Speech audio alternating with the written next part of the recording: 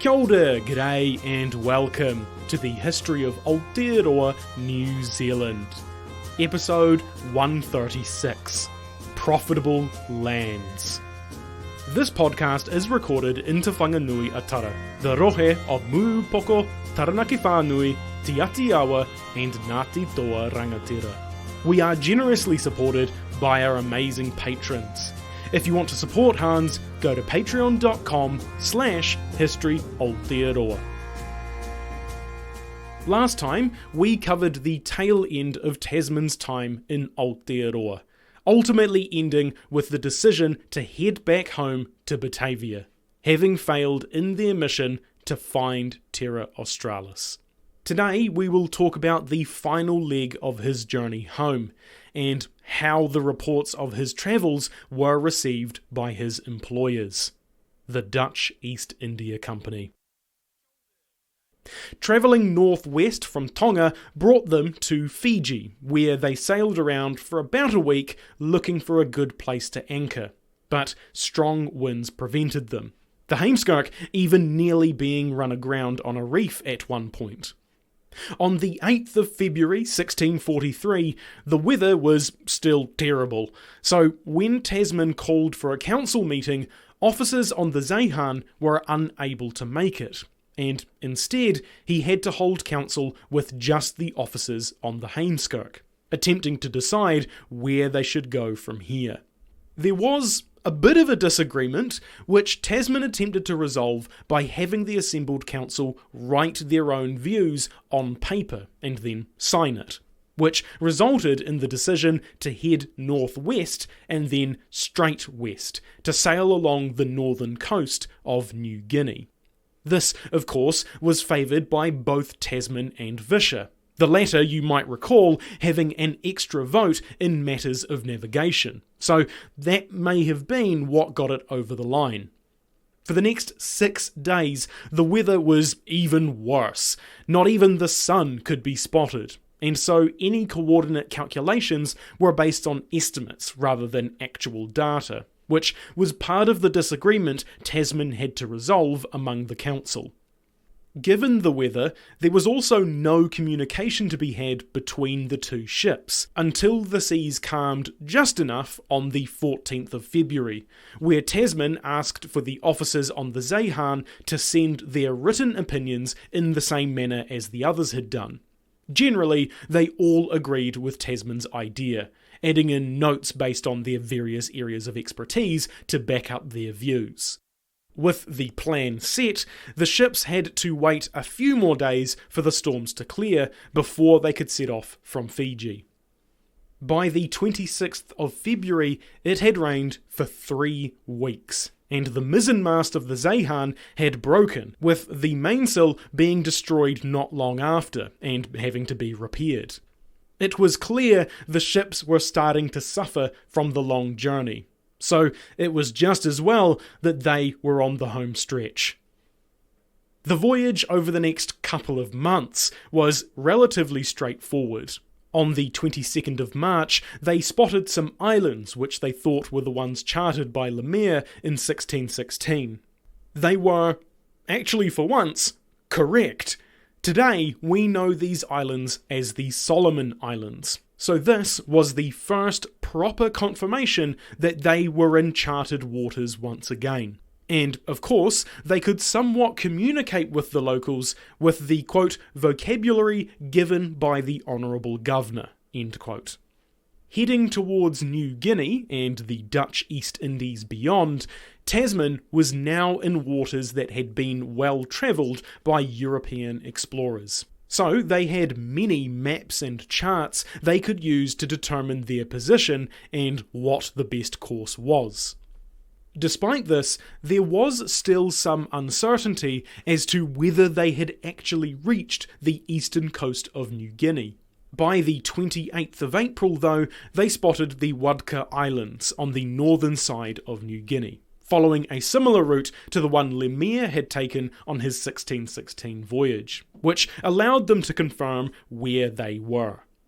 Bad weather kept them there for a little bit, and they actually fired upon some canoes on the 3rd of May. This apparently started when one of the crew was down the side of the ship giving it a clean, and was hit in the thigh with an arrow. The rest of the crew grabbed their muskets and fired back, injuring one of the people in the canoe.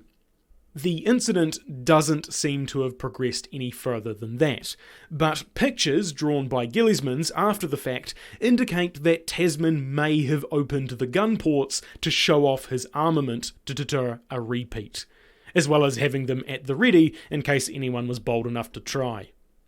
About a month later, on the 5th of June, the ships were anchored off Bouton Island, now well within Dutch East India Territory, and only a week or two away from the capital of Batavia. Neither the Heidekoper or state copy of the ship's journal record anything too much of note here, but the sailor's journal does. Apparently, their steward, a man by the name of Jan Peters of Meldorp, had been caught engaged in sexual relations with another crew member. Since there was no women on board, these relations were naturally homosexual, which was a punishable offence under Dutch law. As such, he was detained pending their return to Batavia to be punished. However, Peters wasn't super keen to find out how that would go for him, so instead he escaped and jumped overboard to swim to shore, after which we don't know what happened to him. The very next day, the 6th of June, the Sailor's Journal records another incident that neither of the other two main copies mention: the death of the skipper of the Zeehan, Gerrit Jans. It doesn't mention what he died of, whether that be illness, old age, or something else, but the very next day they held a funeral for him. They paraded the wrapped body around the ship's deck as 7 shots were fired, before lowering his body into the sea, as was the custom. Jans had been with Tasman for quite a while, sailing with him numerous times over the years, so Tasman must have known him quite well, which makes it all the more weird it isn't mentioned in the other copies of the journal. I would have thought he might have penned a little tribute to his longtime colleague and potential friend, but I guess not. Around the 15th of June, the Heemskerk and Zeehan finally docked at Batavia, and with that they had completed their now 10-month expedition. The end result of the 1642 expedition was interesting. In terms of the amount of men he lost, he actually did really well. Overall, Tasman only lost 10 men on the 1642 voyage. 4 to the incident in Mohua Golden Bay, 2 from scurvy, and I guess 4 more from other diseases or minor incidents, such as the death of Skipper Jans I just mentioned. In the grand scheme of things, this was a pretty good record. Other captains had far worse results on similar expeditions in the Pacific. Additionally, despite the ships being in rough shape, making a lot of the hull and rigging unreliable, and the fact that the two ships were very different when it came to speed, manpower, and the like, he never fully lost contact with the Zeehan, which in and of itself is quite a feat. Another testament to Tasman's leadership is that despite a rather hard 10 months at sea, at no point did his crew mutiny, which would have been hard to stop, since the sailors outnumbered the soldiers nearly 2-1. There were also a few opportunities for the crew to go ashore and remain in the Pacific communities they encountered, if they so desired, and that doesn't seem to have happened. However, none of that was really important to his bosses, that being the Batavian Council and the wider Dutch East India Company. I mean, sure, they were glad he hadn't killed half his crew and their ships were still in one piece. That was good, but they had paid a lot of money for this expedition, and they expected Tasman to have something to show for it. If you remember, the instruction that Tasman was given for the expedition was that he was to find, quote, profitable lands, end quote. Specifically, they wanted Tasman to find resources they could turn around for a profit, particularly spices, gold, or silver. But anything decent would have been acceptable.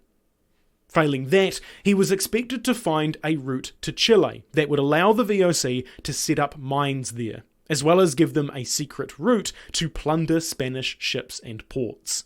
There was also those extra bits that he could do charting around Australia, which were his sort of secondary objectives.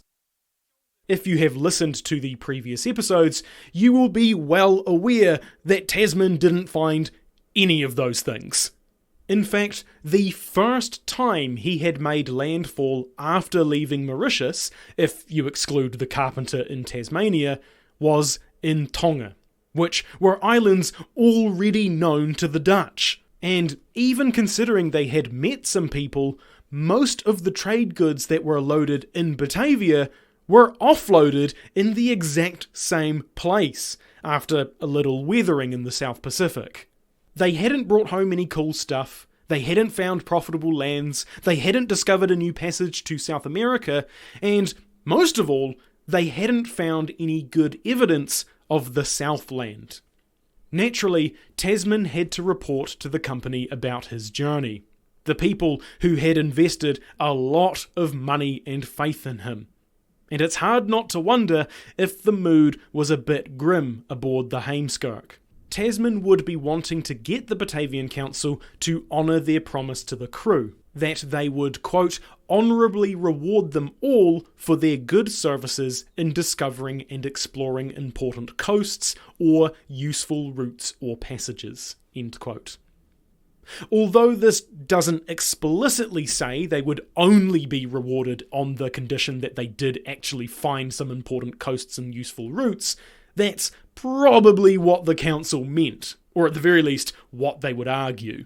Because ultimately, all Tasman had to show for his voyage was some drawings of coasts, upon which various features were named after the members of the council. Self-gratifying for those members, but not really of any value to the VOC. So, as Tasman was rowed ashore, it's likely he was more than a little nervous. However, he didn't need to be too worried about that, because the Batavian Council unanimously voted to honour their promise 4 days later. For the officers, they would get an extra 2 months' pay, and every other crew member would get an extra 1 month's pay. That's not to say everything was all sunshine and roses, though. In the same resolution, the council mentioned they were rather disappointed at what Tasman had achieved. Quote, in point of fact, no treasures or matters of great profit have as yet been found, but only the lands aforesaid and the promising passage referred to being discovered, whose real situation and nature will have to be further ascertained by subsequent investigation set on foot for the express purpose, end quote. Adding, quote, no riches or things of profit by only the said lands and apparently good passage were discovered, end quote. In other words, he didn't find shit. Other VOC letters that were written when Tasman submitted his journal and other documents express similar dissatisfaction that he hadn't proceeded further east. So, although the Batavian Council didn't sack Tasman on the spot, they were none too happy with him either. Tasman explicitly chose not to head further east to investigate Statenland/Aotearoa any further, or any passages to South America. As commander, that was his choice that he had to front up to. In his defence, the course their instructions told them to take is basically what they actually did. However, Tasman was also told, quote, to sail eastward, along the coasts or islands discovered, following the direction of the same, end quote. Which, arguably, he didn't do, because he would have found Cook Strait and figured out Aotearoa wasn't connected to South America. The fact he discovered new lands was great, but didn't mean much, since Tasman didn't investigate them any further. He didn't walk upon either Van Diemen's Land or Staten Land to find out what was there. Of course, the council didn't know that had he actually landed, that he would have found anything of value. But the fact he hadn't even tried was really the crux of the Batavian Council's displeasure.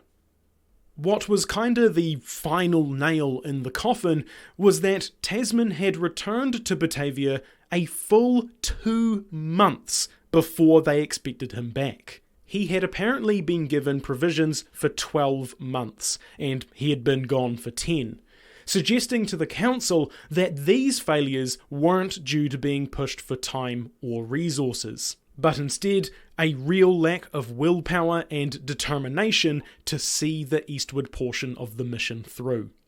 In general, letters and reports written to let various parties know how the voyage went all described how lackluster the results of the expedition were. Despite the extra reward they gave the crew, there was no doubt in the Batavian Council's mind that it had been a failure, in no small part due to Tasman and his officers. Probably the most damning letter was the one from the Batavian Council to the Heren 17 regarding the expedition. They wrote that Tasman, quote, had been, in some extent, remiss in investigating the situation, end quote. Adding that Tasman, quote, left the main part of this task to be executed by some more inquisitive successor, end quote. Even hundreds of years later, some scholars believe that Tasman had basically lied in his journal, leaving out key bits of information in the maps regarding the coastlines he saw, so as to make it seem like good anchorages didn't exist, and as such, justifying his reason for not making a landing. That's how his bosses felt at the time, but their goals for the expedition were quite specific, and perhaps not really aligned with those who actually sailed on the Heemskerk and Zeehan. I think, for those of us looking back, to be fair to Tasman, he was in uncharted waters and didn't know what to expect in terms of weather, sea conditions, what the coasts were like, and all that. Additionally, he had to do this in ships that weren't really designed for exploring, and were basically falling apart. He was taking extreme precaution so that he could get himself and his men back home safe. A rather big sticking point with the VOC was that he had the opportunity to find a passage to Chile, but didn't take it.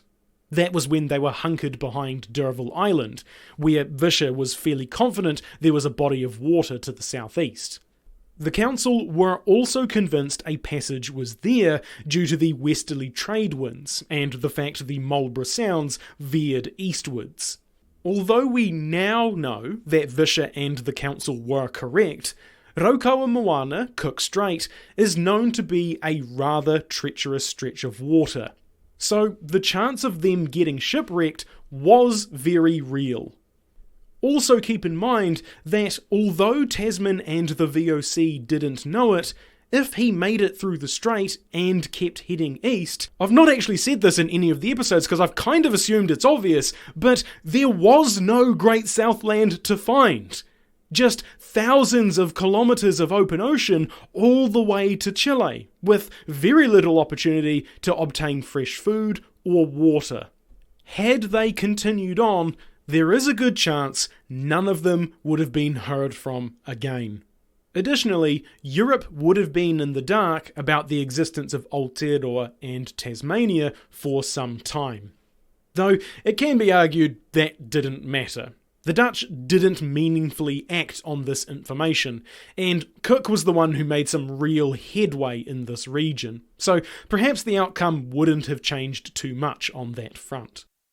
Ultimately, what I'm trying to say is that even though this expedition was considered a failure in Tasman's day, and I think there is a very real argument that could be made for that, even when you remove the VOC's very clear profit motive, I find it hard to fault a man and his officers who were in totally unknown territory, off the map, with nearly no idea of what they may come across, and as such were just trying the absolute minimum of ensuring that they got home safely. Was he overly cautious? Maybe. Could he have achieved his goals and kept his men safe?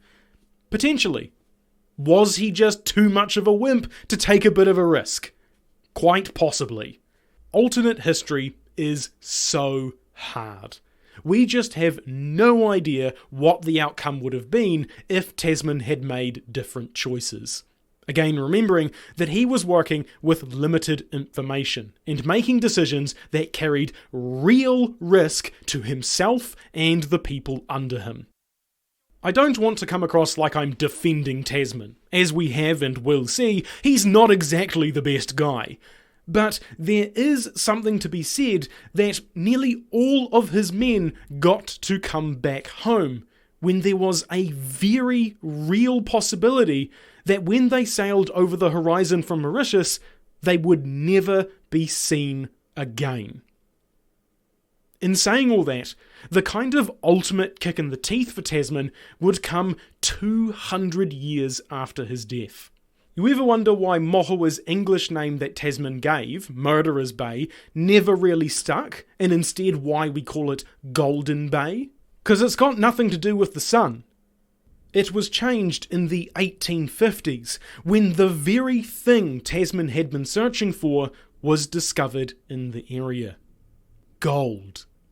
So, in the end, the Batavian Council were kinda right to say he had been, quote, remiss in investigating, end quote.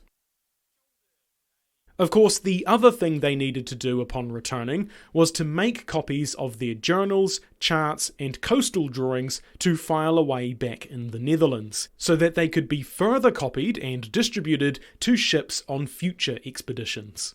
It was customary to make copies for each of the VOC chambers back in Europe. However, as we have mentioned, only 2 copies survive to the modern day: the state copy and Heidekoper copy. Naturally, this copying was quite a long and probably boring task. All of it had to be done by hand, so it probably took a few people several weeks to complete. Although Tasman's superiors were annoyed he hadn't investigated the land further or tried to find more opportunities for trade or exploitation, they were still interested in that vague area of the world. As such, they believed if they just sent someone who was a bit more inquisitive, as they put it, then riches would certainly follow. So the Batavian Council sent Tasman to do other stuff, while they planned another expedition to be led by someone else. However, this expedition was trashed due to 3 developments. The first was that the council had sent that letter to the Heren 17 to tell them about how the expedition went. In that letter, they tried to convince the VOC leadership that, although Tasman hadn't done great, they would send some more ships to do a better job. This time, probably more focused around Australia. While the planning for this new voyage was going on, the council received a reply from Amsterdam, saying that any exploration was not to be done just because it was cool or glorious. Exploration needed to directly result in opportunities for trade or other means to extract wealth. And so far, the Batavian Council had produced nothing of value in that regard. Additionally, Amsterdam said that they already had as many trading endeavours that the shipping fleet could handle, and they didn't want to discover any more opportunities that would just end up being controlled by other European powers as a result. The second development was due to, quote, the machinations of the Portuguese, end quote. By that I mean the peace between the Dutch and Portuguese that had freed up the resources to allow the 1642 expedition to go ahead didn't last long. Hostilities reigniting not long after Tasman returned to Batavia. Obviously, protecting the trade they already had was pretty important. So the council had to set aside any thoughts of exploring the south while men and ships were diverted to military functions. The final development was the death of the Governor-General of the Dutch East Indies, Anthony van Diemen, which happened a couple of years later in 1645. This is important because he may have appealed the decision by Amsterdam to not do exploring, since that was what he was really keen on. But his successor wasn't all that into exploration just for the sake of it, and he just let the decision go. Although I've talked a lot about how Tasman didn't bring back anything worthwhile, that isn't strictly true. There was some actual value to be had from the 1642 expedition. It was just only valuable if you were a nerd with niche interests. And we are nothing if not nerds with niche interests. One of the major outcomes of Tasman's voyage was a change to the maps of the time showing the Southern Hemisphere. The area between Western Australia and Chile had previously been blank, because no one had been there before. But now it was filled in with a large landmass, labelled Terra Australis, or Southland, with part of the western coast of that landmass clearly reflecting the west coast of Aotearoa, or at least the part that Tasman had charted. Other maps just showed the separate coasts that were charted, not attempting to draw them into any cohesive large continent. But either way, the thought still remained that there was a large area of land still yet to be discovered, one that held riches within, and that was labelled Unknown Southland. Additionally, Tasman's charts could now prove that Australia wasn't Terra Australis, since although he didn't chart the eastern coast specifically, they knew it didn't extend as far as the western edge of Tasman's Statenland. As such, Australia was now labelled Known Southland. That just leaves one final question from Abel Tasman's expedition, because I've been carefully avoiding using this, since at the time it didn't exist. When did Aotearoa get the name we now know it by? Tasman called it Statenland, because he believed it was connected to the landmass Lemaire found all the way in South America. However, later, in 1643, a guy called Hendrik Brouwer went on an expedition for the Dutch West India Company. As part of that, he sailed all the way around Lemaire's Statenland, and found it was an island, categorically proving that whatever Tasman had found was something else, which also meant it needed a new name. The first time Tasman's maps and data were published for wider use within the VOC was in the late 1640s. This work was done by a guy called Jan Blauw, who was the chief cartographer of the VOC in the Netherlands. Blauw, along with other commercial cartographers, would update maps as new information came in from various expeditions, which included the maps and charts made on Tasman's 1642 voyage. One of the items Blauw made was a globe, which now sits in the Hendrik Conscience Heritage Library in Antwerp, Belgium. This globe shows the Australian coast's Tasman, or rather Gillisman's, charted, labelling the larger landmass in Latin as Hollandia Nova, which translates to New Holland, in reference to the province of Holland in the Netherlands. In the same vein, nearby sits a kinda random, unfinished coastline, next to which reads Zeelandia Nova, New Zealand, one of the first recorded instances of that name. It's unclear if Blauw gave these names himself, or whether this was something that came from the higher-ups within the VOC, or just some random cartographer. But either way, the name has stuck for the last 4 centuries. Fucking toss it! Aotearoa, baby! Woo!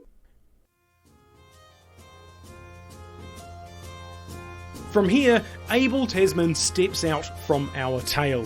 He doesn't return to Aotearoa or have any impact on the people living there. So it is here that we shall leave him, and instead jump forward in time to those explorers who would follow in his footsteps.